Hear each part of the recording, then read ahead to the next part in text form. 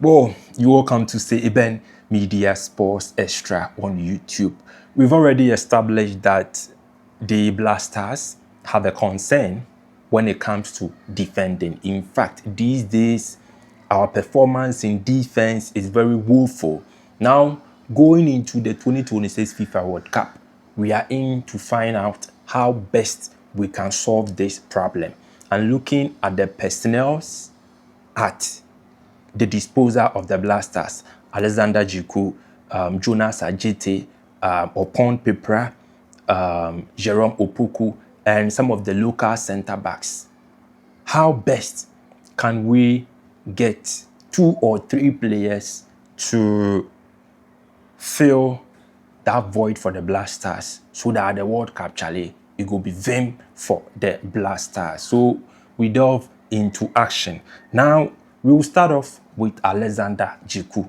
When it comes to experience, I think he stands out and he's the best when it comes to experience and exposure. Alexander Djiku at club level, he is very, very consistent, and currently he plays for Spartak Moscow, and his height is 182 meters, so not too tall, but with this height, it's okay for a center back. So out of 18 matches, he has played 15 matches for Spartak Moscow. So it means he has been very consistent. And when it comes to his appearance for the national team, 38 appearance in total, World Cups 14, friendlies 10, AFCON 6, AFCON qualified 6, World Cups 2.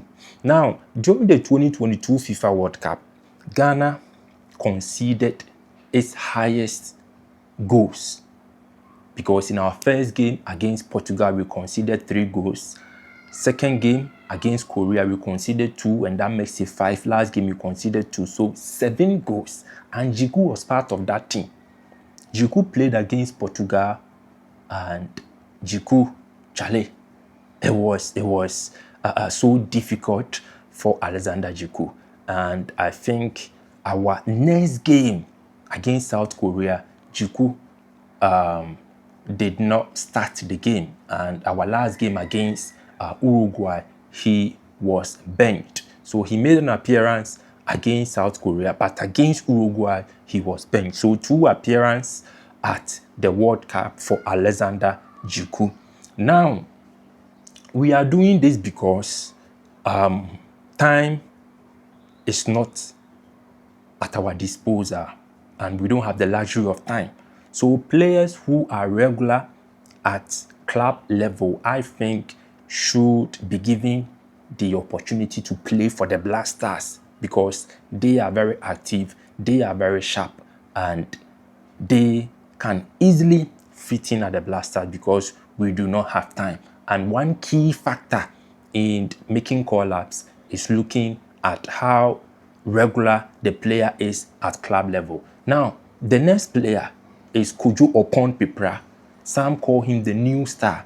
Oppong Peprah's height is 185 meters, and he plays for OGC Nice in the French Ligue 1. So out of 30 matches, he has made 25 appearances for OGC Nice, and he has 3 yellow cards, no red card, and his starting percentage is 80%.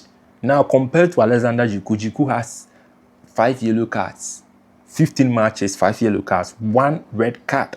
So Djiku have a problem kakra when it comes to discipline. And now for Oppong Peprah, he lacks experience, and he has not been a regular with the Blasters, just 21 years of age compared to Djiku, who is 31 years. And the recent friendly that Ghana played, he missed out on the game against Austria. He was on the bench. He was not used by Otuado. But against Germany, he stood out in terms of performance, and unfortunately picked up a knock and was sacked in the 56th minute.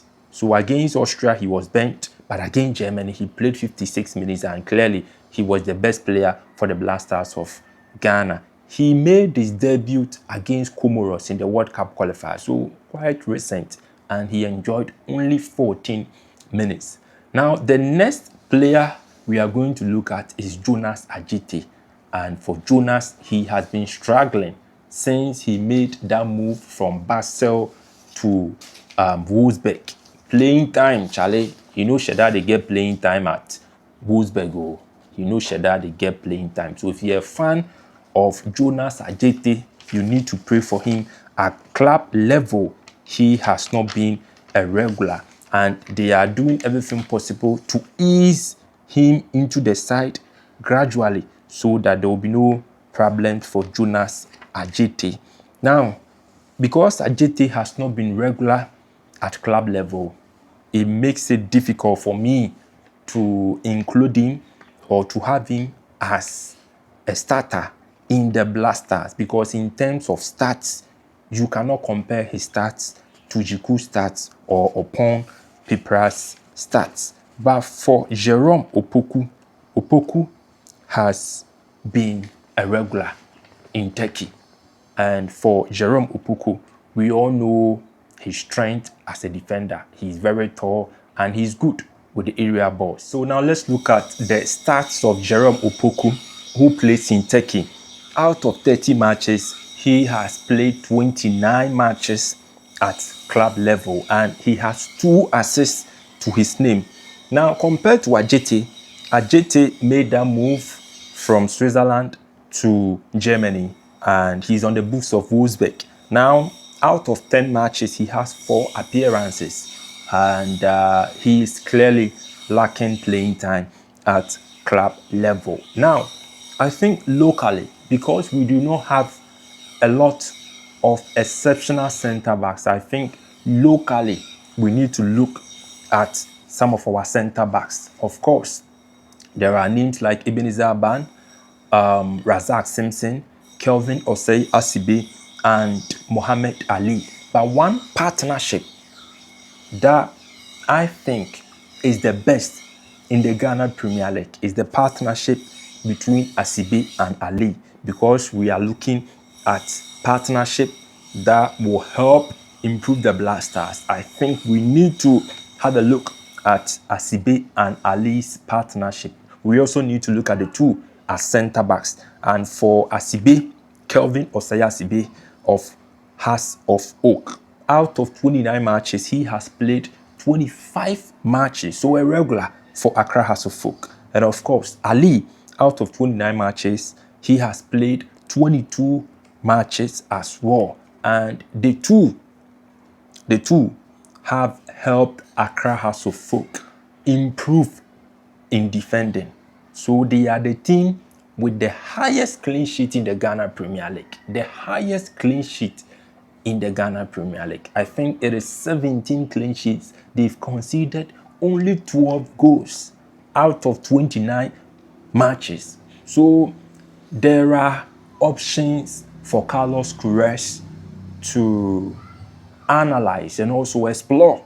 And clearly, if we don't have centre backs in Europe who are doing tremendously well, I think it is fair to also have a look at some of our centre backs who are involved in domestic football and are quite doing very, very well. Now, see, Ghana's first appearance at the World Cup, we conceded 3 goals at the group stage, and the partnership of John Mensah, Samuel Osei-Kuffour, and Sheila Iliasu conceded 3 goals.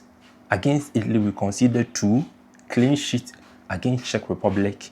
Last game against USA, we conceded 1. So 3 goals at the group stage. 2010 FIFA World Cup, Isaac Vosa, John Mensah, and Jonathan Mensah. We conceded just a goal at the group stage, and that was against Germany. Fast forward 2014, we conceded 6 goals at the group stage. John Boy and Jonathan Mensah's partnership. In fact, that is the worst, one of the worst for the Blasters, and the worst performance at the group stage when it comes to conceding goals is Amate, Djiku, and Saleh Su. Yes, their partnership yielded 7 goals at the group stage. So on the backdrop of how poor the Black Stars have been when it comes to conceding goals at the group stage, because trip down memory lane, the best so far was the Vosa, Jonathan Mensah, John Mensah partnership. Only a goal at the group stage during the 2010 FIFA World Cup.